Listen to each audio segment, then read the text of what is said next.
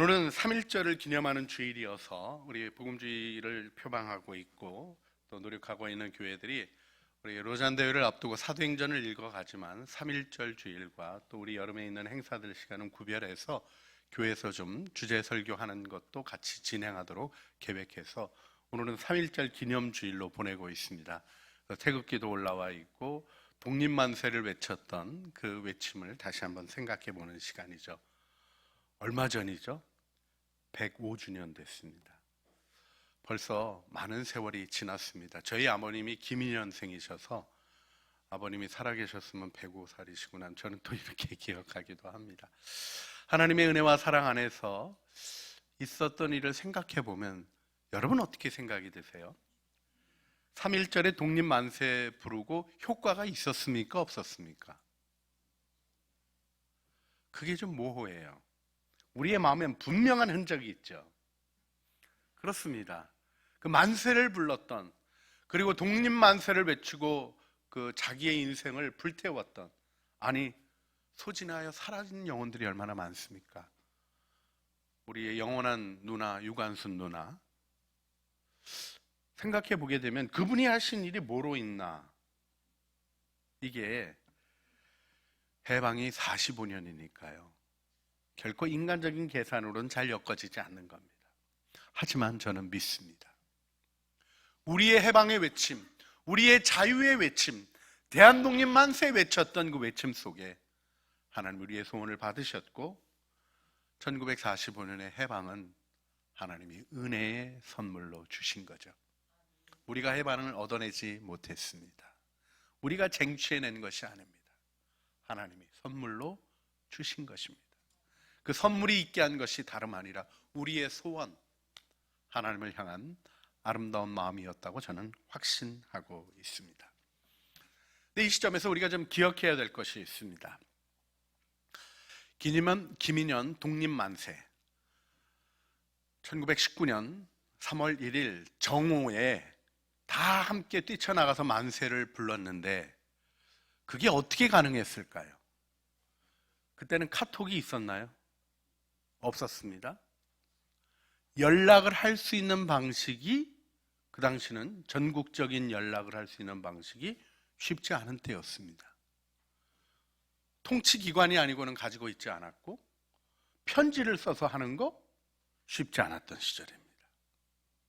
그런데 이게 어떻게 가능했나요? 우리가 역사학자들이 좀 정확하게 평가하는 날이 오기를 간절히 바랍니다만 교회 없이는 불가능했습니다.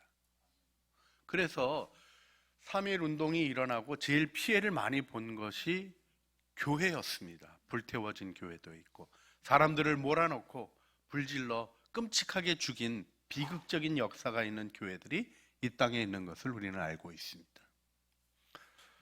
자, 연락은 어떻게 했을까 하는 질문도 해보게 됩니다. 교회도 마찬가지죠. 요즘같이 우리가 핸드폰이 있어서 전화가 있어서 이런 시절이 아니지 않습니까?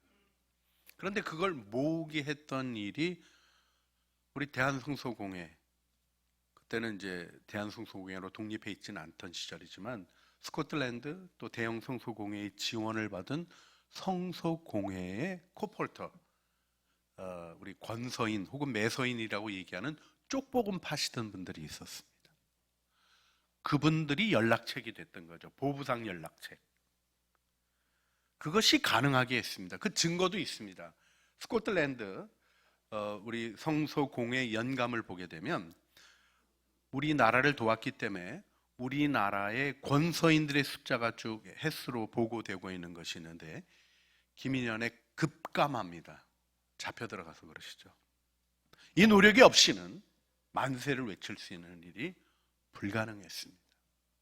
그러나 교회는 소망을 품었고 은혜가 부흥이 진행되며 1907년부터 회개하고 소망을 일으키고 하나님 앞에 살아가는 삶에 대한 헌신 속에 나라의 문제를 나의 문제로, 교회의 문제로, 우리의 교회의 기도로 가져왔던 것입니다.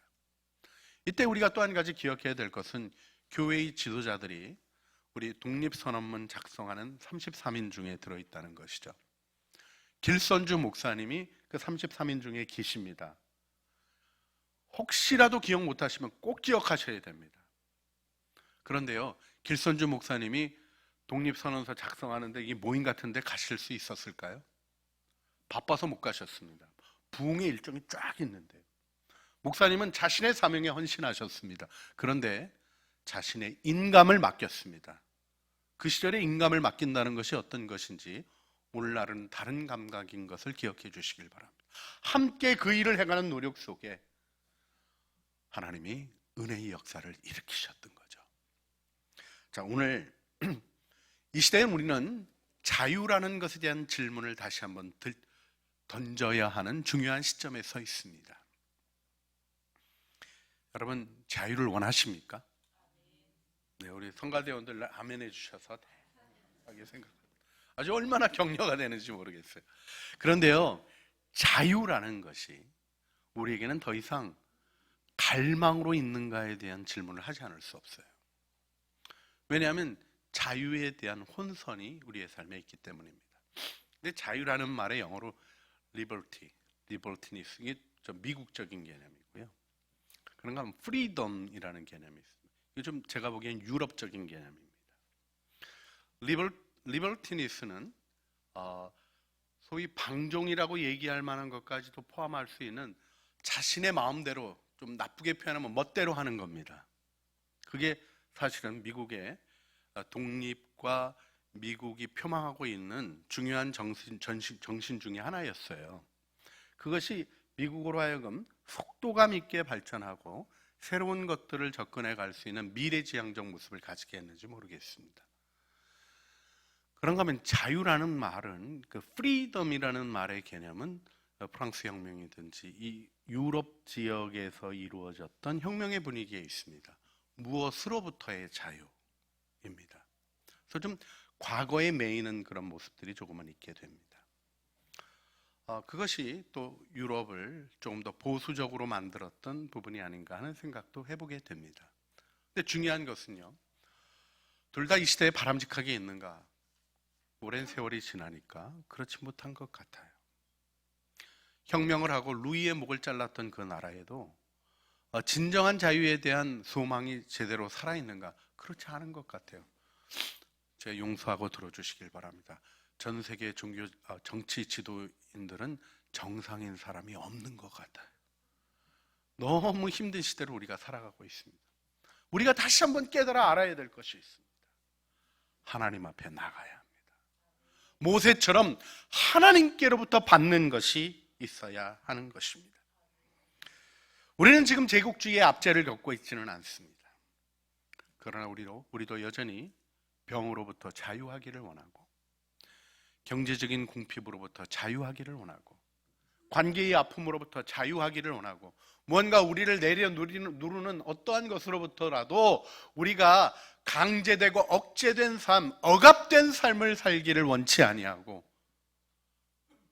하나님이 주시는 하나님의 형상을 따른 인간의 자유를 누리기를 소원하는 마음이 있습니다.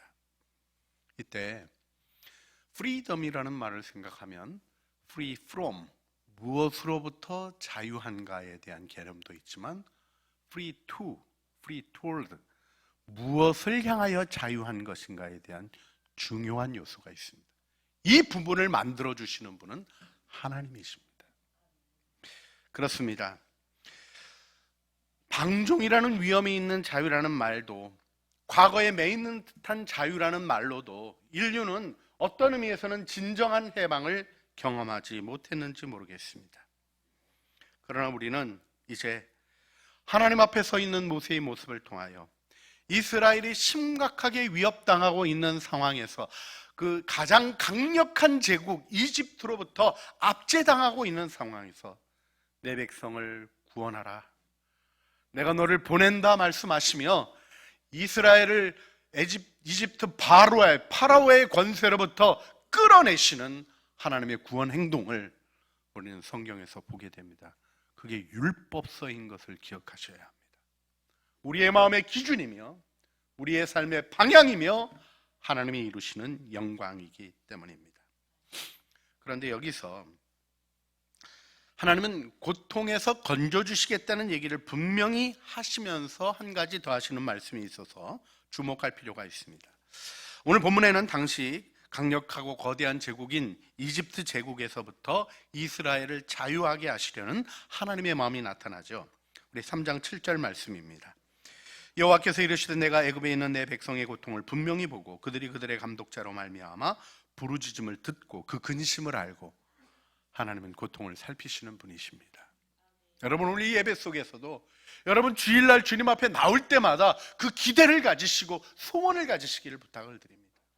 여러분의 문제를 해결해 주시는 하나님이 여러분을 임재 속에 만나 주시는 은혜의 시간이기 때문에 그렇습니다. 병에서부터 놓여지는 시간이 예배 가운데 이루어지기를 저희는 끊임없이 기도하고 있습니다. 여러분, 스스로 포기하지 마세요. 하나님, 내가 건강하기를 원합니다. 육신의 연약함에 잠겨지기를 원치 않습니다. 경제적인 어려움과 힘든 것들이 나를 뒤로 땡기는 일 허락하지 않습니다. 자유하게 하여 주시옵소서. 기도하시는 믿음의 기도를 드리시기를 바랍니다. 주님은 우리의 고통을 돌보시는 사랑의 하나님이십니다.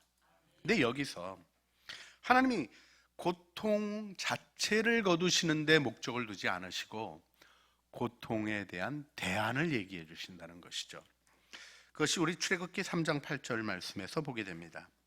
내가 내려가서 그들을 애굽인의 손에서 건져내고 그들을 그 땅으로 인도하여 아름답고 광대한 땅, 젖과 꿀이 흐르는 땅, 곧 가나안 족속, 헷 족속, 아모리 족속, 브리스 족속, 히위 족속, 여부스 족속의 지방에 데려가려 하노라. 주님이 내가 이집트 바로 제거하고 이스라엘 백성 너희로 이집트 점령하여 지배하게 하겠다, 이 얘기를 안 하시고요. 무슨 얘기를 하시냐면 멀리 떨어져 있는 가나안 땅으로 데려가겠다는 것입니다. 이걸 우리가 대안 공동체, 이렇게 구약학자들이 표현하는 걸 보게 됩니다. Alternative community, 이렇게 표현하는데요. 대안 공동체로 세우셨다는 게 뭐냐면 이 고통과 억압이 아닌 온전한 모습이 무엇인가를 하나님이 보여주길 원하신 것이죠. 그래서 하나님은 이스라엘 백성에게 시내산에서 그들을 만날 때에 하나님의 마음을 밝히십니다. 그것이 출애굽기 19장 3절부터 6절 말씀으로 나오는데요, 제가 읽어드릴 때 하나님의 마음을 느껴보시길 바랍니다. 모세가 하나님 앞에 올라가니 여호와께서 산에서 그를 불러 말씀하시되 너는 이같이 야곱의 집에 말하고 이스라엘 자손에게 말하라.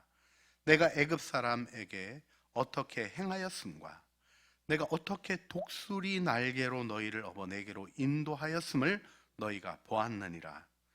세계가 다 내게 속하였나니 너희가 내 말을 잘 듣고 내 언약을 지키면 너희는 모든 민족 중에서 내 소유가 되겠고, 우리 6절 같이 읽어볼까요? 너희가 내게 대하여 제사장 나라가 되며 거룩한 백성이 되리라.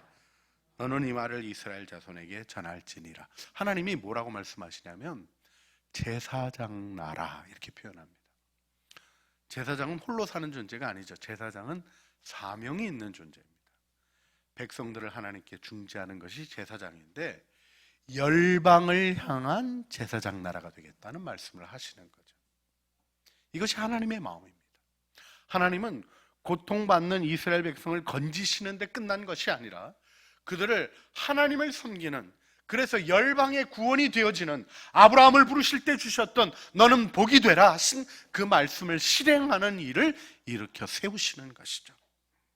여러분, 이것이 구원의 중요한 주제인 것을 기억하셔야 합니다. 구원에는 분명히 구출의 개념이 있습니다. 그래서 성경에서 말하는 구원은요, 예수 믿고 죄 용서받고 천국 가는 것만 얘기하지 않습니다. 물론 우리 주 예수 그리스도의 이름에서 마가복음 1장 21절 보여주신 것은 아들을 낳으니 이름을 예수라 하라. 이는 그가 자기 백성을 그들의 죄에서 구원할지 하심이라. 그 죄로부터의 구원을 말씀하시죠. 여러분, 구원에는 죄로부터 놓여지는 구원이 있습니다. 할렐루야. 이거 정말 중요합니다. 많은 사람이 죄 용서받는 걸 몰라서 죄를 드러내놓는 걸 꺼리고 그걸 막 이상하게 꼬아 만들어가지고 죄의 회개의 기쁨을 누리는 데부터 소외돼요. 여러분, 주님은 여러분의 죄를 용서하십니다. 그게 구원이에요. 그래서 용기 있게 해야 될 일이 뭡니까? 죄를 인정하고 주님 앞에 자백하는 일입니다. 그러면 회개의 기쁨이 임하는, 자유로워지는, 죄로부터 놓여지고 죄가 더 이상 과거가 나를 지배할 수 없는 영광스러운 미래를 향하여 나가는 신앙의 길이 열려지는 거죠. 주님은 이렇게 풀어주시는 일을 하십니다. 죄에서 자유롭게 하시고 바다의 풍랑이 잠잠해지는 것도 구원이라는 말로 표현되고 있고요. 병에서 놓여지는 것도 우리 마가복음 5장 23절 간곡히 구하여 이르되 내 어린 딸이 죽게 되었사오니 오셔서 그 위에 손을 얹으사 그로 구원을 받아 살게 하소서 하는 이야기를 들으시고 병을 고쳐주셔요. 우리 주님은 우리 주님 안에서 분명하게 주시고자 하시는 것이 있습니다. 우리의 억압과 우리의 고통과 우리의 문제로부터 우리를 자유케 하시는 것이죠. 할렐루야. 그런데요, 또 하나 중요한 게 있습니다. 그렇게 자유로워진 우리가 고통 없는 자로 있는 것이 목표가 아니라는 것입니다. 그래서 우리의 삶의 어려움들은 단순히 해결해야 될 문제로 머무는 것이 아니라 완성시켜야 될 작품으로 자라가게 되는 것들을 경험하게 되는 것이죠. 우리 구원에는 하나님의 자녀가 되는 권세가 주어지는 영광이 있습니다. 우리 요한복음 1장 12절 말씀, 우리 너무나 유명한 말씀이죠. 요한복음 1장 12절 말씀 같이 읽어볼까요? 영접하는 자, 곧 그 이름을 믿는 자들에게는 하나님의 자녀가 되는 권세를 주셨으니 아멘. 아멘. 여러분, 여기서 주목하셔야 됩니다. 믿는 자는 하나님의 자녀가 된다 이러지 않고 뭐라 그러셨어요? 자녀가 되는 권세를 얻게 된다 얘기를 하셨어요. 그러니까 여러분 기억하셔야 돼요. 자녀라는 신분이 분명히 주어지는 거거든요. 정체성이 바뀌는 거고요, 신분이 바뀌는 거예요. 지옥에 속한 자가 아니라 하늘나라에 속한 자요, 사단의 종노릇 하는 자가 아니라 하나님의 자녀의 권세를 얻게 되는 것이죠. 근데 권세라는 말에는 이 묶임이 풀어지는 것과 더불어 하나님의 뜻을 펼쳐가는 일이 얘기가 되어지는 거죠. 그래서 예수님께서 우리 하나님의 자녀들, 예수 그리스도의 제자로 살아가는 자들의 삶이 달라야 한다는 이야기를 하실 때 하나님의 아들이라는 이름을 놓고 표현하신 말씀이 있죠. 누가복음 6장 35절에 나옵니다. 오직 너희는 원수를 사랑하고 선대하며 아무것도 바라지 말고 구워주라.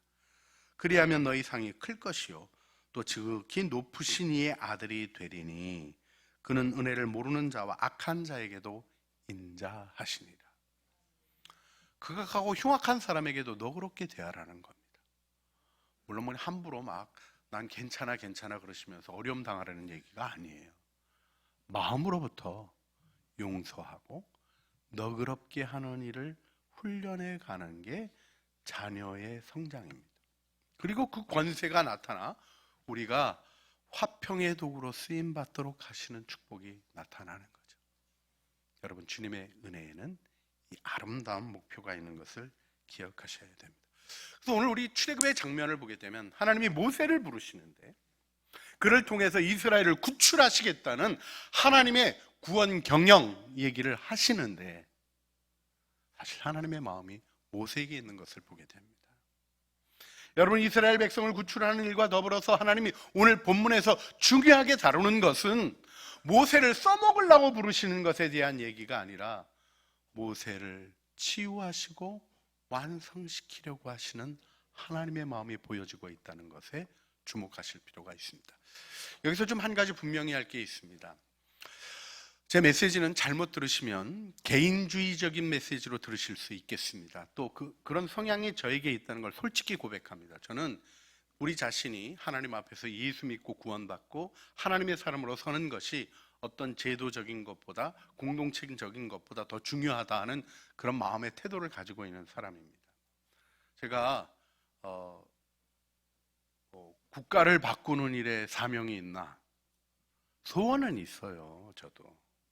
하지만 거기다 목숨 걸 마음이 없다는 걸 조금 얘기하면 좀 이상한가요? 사실은요, 저희 집안은 좀 그렇게 살아왔던 어른들이 계셔서 제가 이런 얘기하면 우리 집안에서는 참 쥐어 박히는 상황입니다. 그런데 그럼에도 불구하고 저는 우리 영혼이 자라가는 것에 대한 부분을 하나님이 더 깊이 관여하시는 걸 제가 개인적으로 체험했거든요. 목회도 마찬가지입니다. 목회적 사명 중요하지만 제가 목사가 돼서 주님께로부터 가장 깊게 들은 것은 너 교회를 위해서 뭐 해라 하시는 그 얘기가 아니라 난 널 사랑한다 하는 얘기였어요. 그것 때문에 제가 목회에 어려움이 생겨도 목숨 걸고라도 목회하고 싶은 마음이 생겨져 있는 겁니다. 어떤 일이 일어나도 내 삶에 주님이 주신 사명은 포기할 수 없다라는 마음이 생겨져 있습니다. 여러분, 우리가 주님 안에서 우리 주님이 우리 영혼을 얼마나 귀히 여기시고 사랑하시는가 하는 일을 다시 한번 오늘 본문 말씀에서 보기를 원합니다. 모세는 실패한 사람이에요. 자, 지금 그의 나이 40대까지 그는 이집트 왕자로 최고의 공부를 했습니다. 바로의 딸, 공주의 아들로서 이집트의 황실의 모든 혜택을 누리고 자랐어요. 근데 그가 40세에 자신이 히브리 사람인 것에 대해서 고민하고 더 이상 이집트 왕자가 아니라 히브리 사람, 박해받고 억압받는 자기 동족을 위하여 살아가기로 결심합니다. 그리고 성공했다고 나오지 않아요. 배신당합니다. 그가 도와줬던 사람이 그래서 그를 괴롭히는 애굽인을 저지하다 그를 쳐 죽였는데 다음 날 또 이스라엘 백성끼리 히브리인들끼리 싸우니까 왜 너희끼리 싸우냐 하고 말리니까 노예 생활하여 망가졌던 이 인생이 모세를 향해서 뭐라 그럽니까? 우리가 언제 너를 우리의 지도자로 세웠냐? 너 어저께 사람 죽인 것처럼 또 나를 죽이려고 하느냐? 비열한 고발과 배신이 거기 있었습니다. 모세의 마음이 무너졌습니다. 삶도 깨어졌습니다. 도망갈 수밖에 없었습니다. 그의 마음에 타오르던 불꽃은, 그의 마음에 불질렀던 사명의 불꽃은 그 배신의 말 물 한 동이로 싹 꺼져버리고 만 것입니다. 오늘 출애굽기 3장에 나오는 모세의 모습은 바로 그 모습입니다. 3장 1절. 출애굽기 3장 1절에 뭐라고 기록되어 있습니까? 모세가 미디안 제사장 이드로의 양떼를 쳤다는 겁니다. 지금 이제 80이에요. 지금 나이가. 근데 40년 동안 뭐 했다고요? 양을 쳤다는 겁니다. 뭐 목자로 살아갈 수 있는 거 아니냐? 그럴 수 있지만 이해되어지지 않는 게 하나 있습니다. 자기 양떼가 없습니다. 지금 40년이나 양을 쳤는데 양떼가 없다? 이드로가 무슨 라반보다 더 지독한 아주 사기꾼입니까? 아니잖아요. 아니, 라반 밑에 있어서 축복하시는 하나님을 아는데 이건 아니잖아요. 분명한 게 있는 겁니다. 모세는 자기 일을 포기한 사람입니다. 제가 오늘 여러분에게 도전하고 싶은 게 있습니다. 인생의 목적 없이 살아가는 것을 방치하지 마십시오. 하나님은 여러분이 아니고는 이루어질 수 없는, 여러분 한 사람 한 사람을 향한 하나님의 위대한 계획을 가지고 계신 것이죠. 그러나 모세는 이 일에 대하여 자기의 이름에 써있는 일들과 자기의 마음대로 소원을 따라 움직이는 일 속에 노력하지 않은 게 아니었지만 뭘 경험한 겁니까? 실패와 좌절을 경험한 것입니다. 그런데 바로 그 자리에서 모세는 하나님을 만납니다. 하나님이 꺼지지 않는 떨기나무 불꽃을 보여주시는 거예요. 여러분, 인생이 떨기나무 아닙니까? 저 자신을 봐도 그래요. 뭔가 하고 싶다 그래서 막 하는 일에 대한 얘기 보면요, 제 인간적인 걸로 하는 것들은요 확 불이 나가지고 저는 좀 확 태우는 타입입니다. 딴 사람들 끌어당겨서 태우고 그래요. 그런데 이렇게 확 타서 확 꺼져요.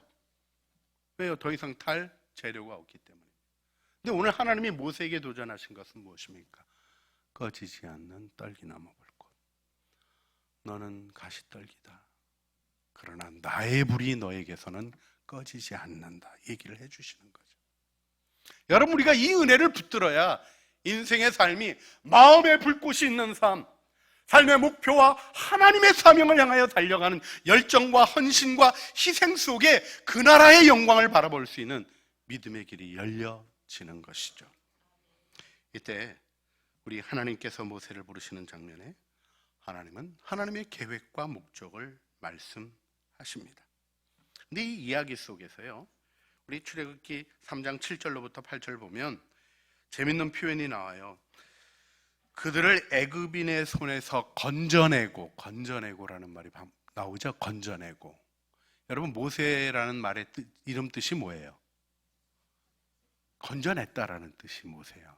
이게 모세라는 말이 그렇고요. 그게 히브리 음가로 나가면 음스 발음이 마시아흐, 메시아라는 말로 가는데요. 거기도 구원이라는 개념이 있죠. 모세는요, 히브리어적으로 읽으면 자기 이름에 구원 이렇게 써 있고요. 부르는 게 건져냄 하고 부르는 거예요.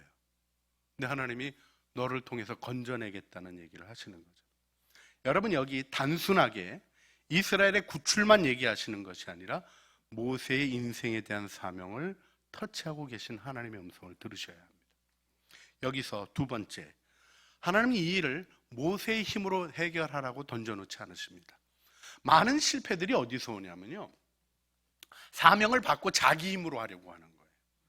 여러분, 예수님도 성령으로 태어나신 분이 성령을 받으시고 공생애를 시작하셨다니까요. 하나님의 임재가 없이 하나님의 일을 이룰 수 있는 일은 없습니다. 이 일에 대하여 저희가 여러분에게 분명하고 진지하게 말씀드립니다.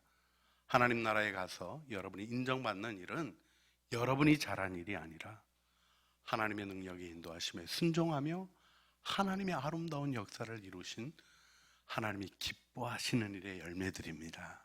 여기서 하나님이 약속하신 말씀, 출애굽기 3장 12절 말씀, 하나님이 이르시되 내가 반드시 너와 함께 있으리라.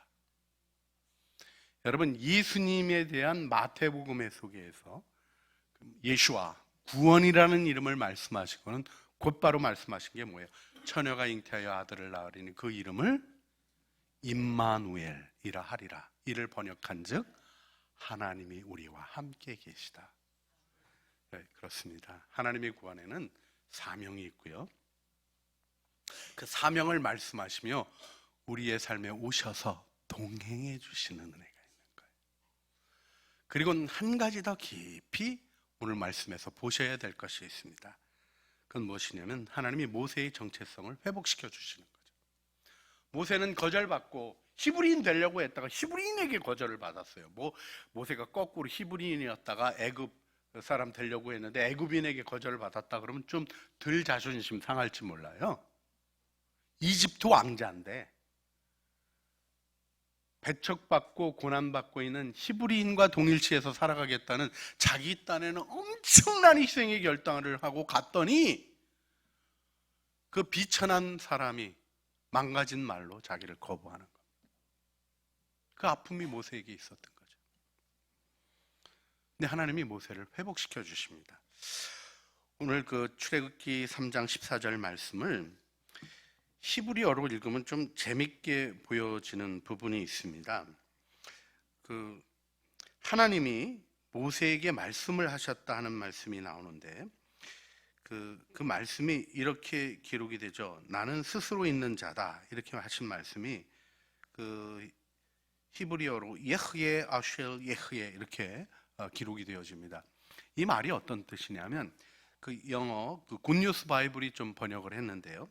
좀 근접한 번역을 했는데 우리 굿뉴스 바이블 출애굽기 3장 14절 말씀을 보게 되면 영어로 God said, I am who I am.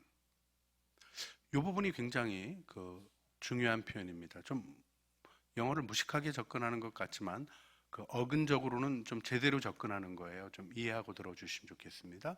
하나님이 뭐라고 얘기하시냐면 내가 who I am이다 이렇게 얘기하시는 거예요. 모세에게 무슨 문제가 있습니까? Who am I? 나는 누구인가의 혼돈이 있는 거예요. 근데 하나님이 내가 그 대답이라고 얘기하시는 거죠. 스스로 있는 자 여호와라는 이름과 연결해서 기억해야 될 하나님의 이름은 너 되게 하는 존재가 나다 얘기하시는 하나님의 말씀이에요. 인생의 비전은 하나님께로부터 들어야 되는 것입니다. 우리의 삶의 계획과 경영은 하나님께 있기 때문입니다. 하나님은 우리를 사랑하시고 가장 아름답고 귀한 곳으로 축복하시며 창세전에 우리를 위한 위대한 계획을 만드시고 우리가 그것을 찾아 세워가기를 기다리시며 도우시고 부르시는 사랑의 하나님이심을 기억해야 합니다. 그렇습니다. 하나님은 그렇게 우리를 구원하십니다.